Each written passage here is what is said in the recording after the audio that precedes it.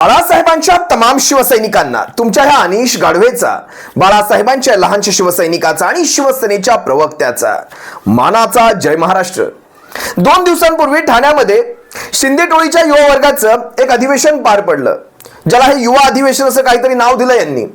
जे काही असेल ते या सगळ्याचा तामझाम मी पाहत होतो। कशा प्रकारे पैसा खर्च केला जात होता, कशा प्रकारे कॉर्पोरेट इव्हेंट साजरा केला जात होता, इकडून तिकडून जमा केलेली ती टोळी आणि या टोळीचा तो इव्हेंट ठाण्यामध्ये, संबंध ठाण्यामध्ये पुन्हा बॅनरबाजी। आता हा बॅनरच्या पैशांचा काय झांगड गुत्ता आहे आज तक काही कळलं नाही। पण त्या दिवशी मी तुम्हाला एक बॅनर दाखवला, कशा प्रकारे यांच्या बुडाखाली सुतळी बॉम्ब लावले होते। यांनी बॅनरवर मेसेज टाकला होता, एक संदेश लिहिला होता, ठाण्यामध्ये नका येऊन भाषण झाडू, युवा सेनेने ठरवलं होतं वरळीत येऊन पाडू। कोण ही युवा सेना? कोण युवा सेनेचे तुमचे प्रमुख? अरे ज्या व्यक्तीने ठाण्यामध्ये येऊन उभं ठाणं हलवलं त्या व्यक्तीचं नाव होतं आदित्य साहेब उद्धव साहेब ठाकरे, आणि ठाकरे म्हणजे शिवसेना, आणि स्वतः आदित्य साहेब युवा सेनेचे प्रमुख आहेत। तुम्ही काय सांगता युवा सेनेने ठरवलं तर वरळीत येऊन पाडू?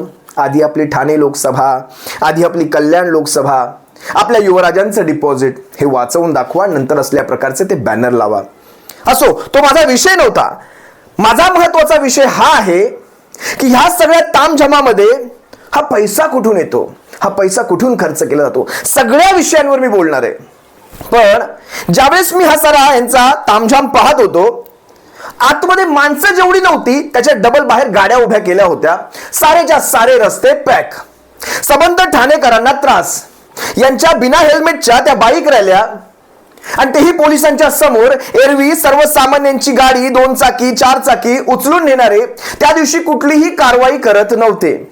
कारवाई करायची हिम्मत कोण दाखवेल? सर्वसामान्यांच्या गाड्या अगदी 2 मिनिटांसाठी जरी रस्त्यावर उभ्या असतील त्या गायब झालेल्या असतात। हे विना हेल्मेट सारेच्या सारे फिरत होते। या सगळ्याकडे कोणीही लक्ष देणार नाही।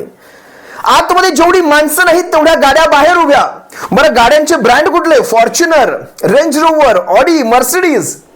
सर्वात सामान्य असलेली एखादी कुठलीही गाडी अशी बाहेर उभी नव्हती। तुम्ही समजू शकता ना या टोळ्या कुठल्या असणार आहेत? त्या साराच्या सारा लाभार्थ्यांचा जथ्था होता, तो साराच्या सारा लाभार्थ्यांचा जथ्था, जे काही असेल ते। आतमध्ये ज्या महत्वाच्या गोष्टी झाल्यात त्या तुम्हा सर्वांसमोर घेऊन येतो। बरं, त्यातले तर एक मला प्रसंग अजूनही विसरता येत नाही।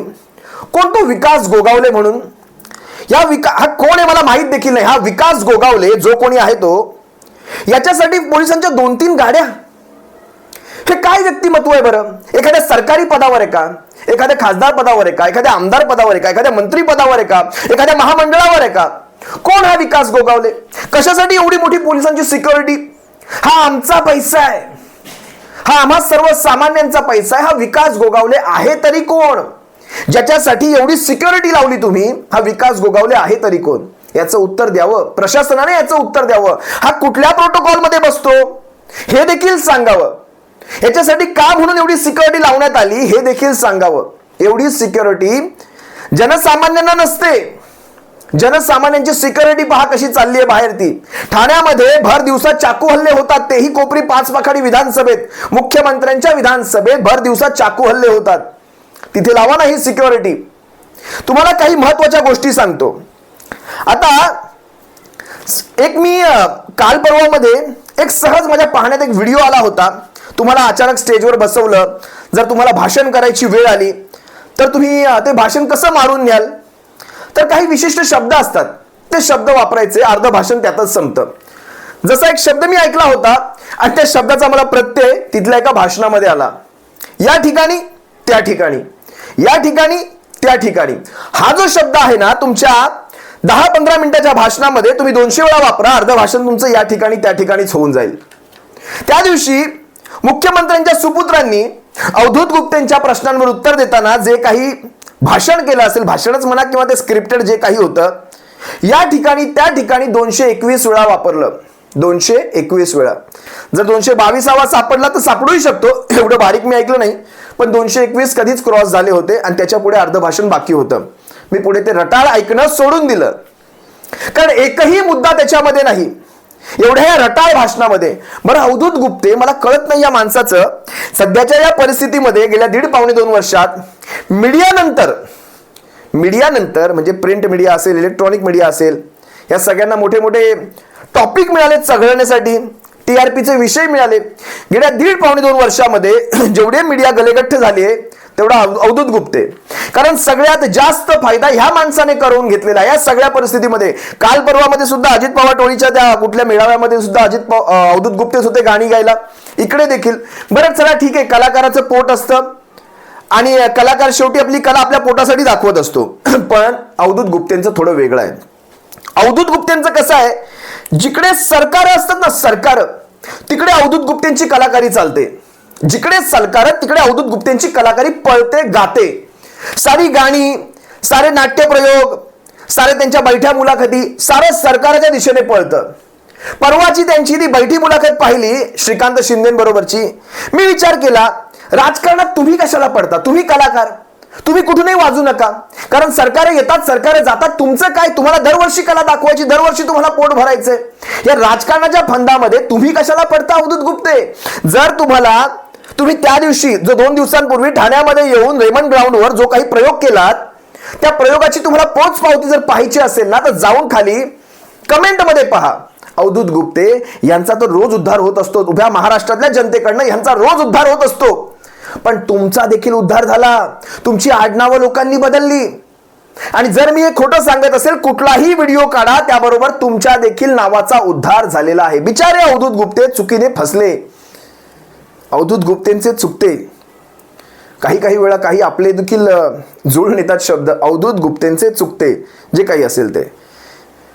पण विचार करा, या अवधूत गुप्तेंनी जाणून बुजून काही प्रश्न विचारले, डायव्होर्स विषयी विचारले.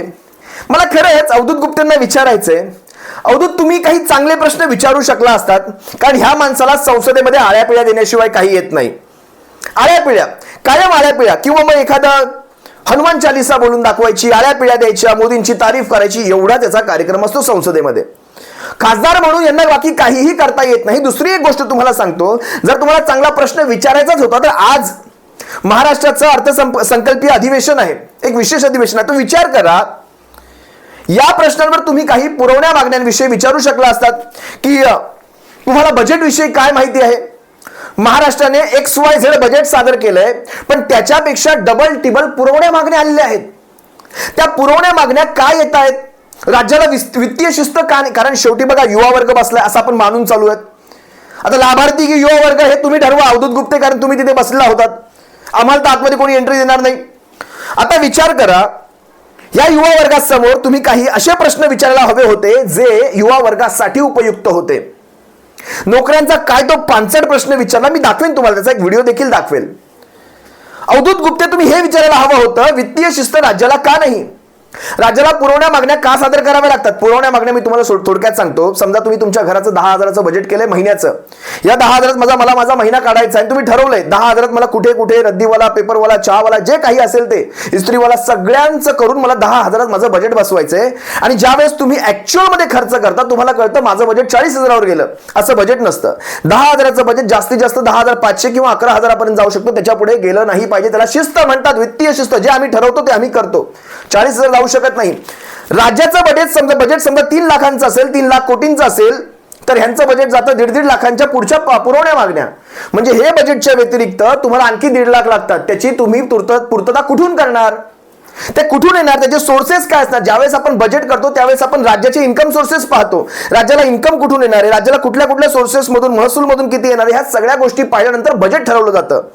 मग ह्या 1.5 लाखाच्या जर पुरवण्या मागण्या येणार असतील तर त्याची पूर्तता तुम्ही करणार कुठून? याचे ठोस पुरावे तुम्ही कुठेही देत नाही आहात. या गोष्टी जरा एकनाथ शिंदेच्या सुपुत्रांना विचारायला हव्या होत्या. कारण वडिलांनी सोडून देतो, वडिलांचा मुद्दाच सोडून द्या. त्यांनी विधानसभेत काय करायचं असेल ते केलंय, ह्याला विचारायला हवं होतं. युवा वर्ग ना, अरे ह्यांना हे काय विचारता? काल परवाच्याच त्यांच्या त्याच भाषणामध्ये त्यांनी सांगितलं, पूर्वी वर्षा बंगल्यावर, म्हणजे कोविडचा काळ काढला, पूर्वी वर्षा बंगल्यावर आलेल्या लोकांचं स्वागत अँटीजेन टेस्टने व्हायचं. अँटीजेन टेस्ट, ती कोविडसाठी टेस्ट करावी लागायची ना, त्या टेस्टने ह्यांचं स्वागत व्हायचं. आता वर्षा बंगल्यावर आलेल्यांना चहा मिळतो. एक लक्षात घ्या, मी दोन्ही गोष्टींचा खुलासा करतो. वर्षा बंगल्यावर आलेल्या प्रत्येकाला चहा मिळतो. हा तुमच्या खिशातून जात नाही. वर्षा बंगल्यावर आलेल्या लोकांना जो चहा मिळतो हा सरकारी पैशातून जात असतो आणि तो चहा सगळ्यांना मिळत असतो. चहाही मिळतो आणि पाण्याची बाटली देखील मिळते वर्षा बंगल्यावर. जे गेले असले त्यांना माहिती आहे. चहा आणि पाण्याची बाटली हे काही तुम्ही तुमच्या घरातनं करत नाहीत. चला माणसं आले चहा बनवा साखर टाकून वगैरे असं काही बनवत नाहीत. तो चहा तिथे ठरवलेलाच असतो. आता तुम्ही म्हणता अँटीजन टेस्ट मिळायची. अहो तो काळ कुठला होता. खरंच त्याच्याच पुढच्या प्रश्नामध्ये ज्या वेळेस हे अवधूत गुप्ते म्हणाले तुम्ही डॉक्टर की करून सुद्धा तुम्ही राजकारणात आलात, तुम्ही ती एक जागा व्हायला, आमचं नशीब ती जागा व्हायला गेली. आमचं नशीब तुम्ही तिथे डॉक्टर म्हणून नाही राहिलात. कारण एक डॉक्टर असून सुद्धा जर तुम्हाला एवढी परिस्थिती कळत नसेल की अँटीजन टेस्ट त्या काळात काय चालू होतं, गरबा चालू होते की काय, नेमकं चालू काय होतं त्या काळामध्ये. तो काळ होता कोविडचा, अँटीजन टेस्ट नाही तर काय होणार त्या काळामध्ये. चहा वाटत असतो तर अर्धी लोकसंख्या स्मशानात असती. हे लक्षात घ्या. तुम्ही डॉक्टर आहात, तुम्हाला देखील हे समजावं लागतं. ते बरोबर म्हणाले अवधूत गुप्ते पुढच्या क्वेश्चन मध्ये की तुम्ही मेडिकलची एक सीट व्हायला घालवली, त्या जागी दुसरा एखादा माणूस डॉक्टर बनू शकला असता, पण नाही बनू शकत. अवधूत लक्षात घ्या, अशा प्रकारचं डॉक्टर बनलं जात नाही. सर्वसामान्यांची मुलं अशा प्रकारे पटकन डॉक्टर म्हणत नाहीत. आणि डॉक्टर बनून आम्ही खासदार झालो अशा प्रकारची वाक्य तोंडून येत नाहीत. त्या मागच्या एका भाषणामध्ये एकनाथ शिंदे म्हणाले होते माझ्या मुलाचं MS झालं आणि ते खासदार झाले. डॉक्टर झाल्यानंतर खासदार होतात. इतकं सोपं आहे का खासदार पद. इतकं सोपं आहे. आणि मग ह्यांनी आरोप करायचे सोन्याचे चमचे, सोन्याचे ज्यावेळेस तुमचा जन्म झाला त्यावेळेस तुमच्या बाजूला सोन्याचे चमचे होते किंवा सोन्याचे चमचे तोंडात असलेल्यांनी, तोंडात घेऊन जन्म घेणाऱ्यांनी आमच्यावर बोलू नये. तुम्ही कोण होतात. MS करायला किती खर्च लागतो हे सर्वसामान्यांना विचारा. MS करायला आणि खासदार होण्यासाठी काय पहिला पापड बेलावे लागतात ते देखील घरच्यांना विचारा, ते सांगतील. त्यांनी राजकारणात बराच काळ काढलेला आहे. आपल्या तोंडात कुठले चमचे होते, लोखंडाचे होते की मातीचे चमचे होते. तुमच्याही तोंडात सोन्याचे चमचे होते. तुम्ही कसल्या वल्गना करताय. खासदार इतकं सोपं. तुम्ही कुठल्या शाखेचे शाखा प्रमुख राहिला नाही, तुम्ही कुठल्या शाखेचे गटप्रमुख राहिला नाहीत, ना उपविभाग प्रमुख ना विभाग प्रमुख, शिवसेनेच्या कुठल्याही तळातल्या पदावर तुम्ही राहिला नाहीत. तुम्ही थेट खासदार झालात आणि तुम्ही शिकवणार सोन्याचे चमचे कोणाच्या तोंडामध्ये. ते यांना भाषण तरी करता येतं का. या ठिकाणी त्या ठिकाणी त्या ठिकाणी या ठिकाणी 221 वेळा म्हणून झाल्यानंतर अर्ध्या भाषणामध्ये हे म्हणतात की डॅवोसचा खर्च आम्ही आमचा केला. चुकून निघालं की कसं निघालं मला माहित नाही. तर डॅवोसचा एक प्रश्न विचारला अवधूत गुप्तेंनी. तुम्हाला शेवटी व्हिडिओ दाखवेल मी, त्याचा एक छोटासा व्हिडिओ करून दाखवेल. डॅवोसच्या विषयावर हे म्हणतात आम्ही आमचा खर्च केला, आम्ही आमच्या खर्चावर गेलो. साहेब चॅलेंज द्या. अख्ख्या डॅवोसचा खर्च काढतो कुणी कुणाचा खर्च केला आणि डॅवोसमध्ये सरकारी खर्च किती झाला. फक्त तुम्ही चॅलेंज द्या की तुम्ही खर्च काढूनच दाखवा. आम्ही सर खर्च काढून दाखवतो.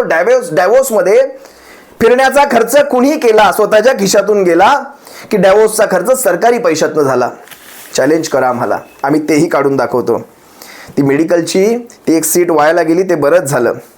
फक्त आपल्या कमेंट पहा. जर आपल्याला वाटत असेल आपण काही भूषावह असं काही करतोय तर आपल्या फक्त कमेंट पहा. आमच्या कमेंट नाही आहेत, त्या सर्वसामान्य महाराष्ट्रातल्या नागरिकांच्या ह्या सगळ्या कमेंट आहेत. आणि ते काय उद्धार करता एकदा पहा. कुठल्याही व्हिडिओ, तुमच्या कुठल्याही व्हिडिओ खाली जायचं आणि कमेंट पाहायचं. एक कमेंट तर माझ्या वाचनामध्ये अशी आली की स्वर्गीय दिघे साहेबांचा आश्रम, आनंद आश्रम सर्वसामान्यांच्या सेवेसाठी कायम खुला असायचा. 24 तास खुला असायचा, रात्रंदिवस खुला असायचा. जेव्हापासून या आश्रमावर कब्जा झालाय, जेव्हापासून या आश्रमावर कब्जा केला गेलाय तेव्हापासून तो आश्रम जनतेच्या सेवेसाठी खुलाच नसतो. तिथे माणसं देखील बसत नाहीत. इतकी वाईट अवस्था आलेली आहे. माणसं देखील बसत नाहीत तिथे. आणि सर्वसामान्य आता त्या आश्रमाकडे देखील जात नाहीत. कारण दिघे साहेबांचं ते पावित्र्य त्यांना तिथे जाणवत नाही. तिथे त्यांना राजकारणाचा वास होतो. ज्या आश्रमामध्ये शिवसेना वाढली रुजली, ज्या आश्रमातून शिवसेना महाराष्ट्रभर कशी पसरेल याचे बेत आखले गेले, तिथे शिवसेना संपवण्याचे आडाखे आखले जातात. त्या आश्रमाकडे आता माणसं देखील जात नाहीत. कारण तो आता आनंद आश्रम राहिला नाही. आनंद आश्रमात आता दिघे साहेबांची अनुभूती येत नाही. दिघे साहेबांचं ते पावित्र्य दिसत नाही. त्यामुळे लोक आता आनंद आश्रमाकडे फिरकत देखील नाही. हे सत्य आहे. आम्ही देखील ज्यावेळेस आनंद आश्रमात जातो आम्हाला ते पावित्र्य दिसत नाही. त्या आनंद आश्रमाचं पावित्र्य तेव्हाच संपलं जेव्हा त्या आनंद आश्रमाच्या बाहेर, आनंद आश्रमाच्या जागी एकनाथ शिंदे असं नाव लागलं. हे सत्य आहे. तुम्ही जाऊन पाहू शकता. असो, जास्त काही या विषयात बोलत नाही. नारायण राणे जसे राज्यसभेमध्ये महाराष्ट्राची काढतात तसे हे देखील काढतच असतात. यांच्याकडून कुठल्याही अभ्यासू भाषणाची, एखाद्या अभ्यासू विषयाची तुम्ही अपेक्षा ठेवू शकत नाहीत. इतकंच सांगतो. तुर्तास तुम्हा सर्वांची रजा घेतो. सप्रेम जय महाराष्ट्र. काळजी घ्या. तो त्या ठिकाणी कार्यक्रमानिमित्त पक्षाचा मेळावा होता. त्या ठिकाणी उदय सामंतजी पण बसलेले, त्या ठिकाणी गर्दी होती त्या ठिकाणी. आम्हाला वाटलं आता लँड झाल्यानंतर परत गर्दी ओसरून जाईल. त्यानंतर परत कार्यक्रम संपवल्यानंतर त्या ठिकाणी आल्यानंतर गर्दी तेवढी ठिकाणी मुलं आणि त्या ठिकाणी मला मुख्यमंत्री त्या ठिकाणी मिळाला, यशवंताला त्या ठिकाणी मिळतो, मला मुख्यमंत्री त्या ठिकाणी मिळाला, ते त्या ठिकाणी पंढरपूरला जायचे. तेवढ्या वेळामध्ये किती साईनवरती फाईलीवरती साईन झाल्या असत्या. तो काही लोकांनी त्या ठिकाणी चालू ठेवला की त्या ठिकाणी आपल्या या महाराष्ट्रामध्ये उद्योग मंत्री देखील या ठिकाणी बसलेले आहेत. आत्ताच एलर्जी आहे की मी कसा पोहोचलो त्या ठिकाणी. तुम्ही कसे पोहोचला? बघा, याचंही उत्तर आपल्याला मी देतो की या ठिकाणी बंदी नसते. त्या ठिकाणी प्रत्येक जण जो आहे तो त्या ठिकाणी डावोसला जाऊ शकतो आणि त्या ठिकाणी पूर्ण जगामध्ये काय होत आहे हे त्याचा अनुभव जो त्या ठिकाणी गेलोय. मी पॉलिटिक्समध्ये आलो तो अपघाताने त्या ठिकाणी लढली आणि त्या ठिकाणी ती जिंकली.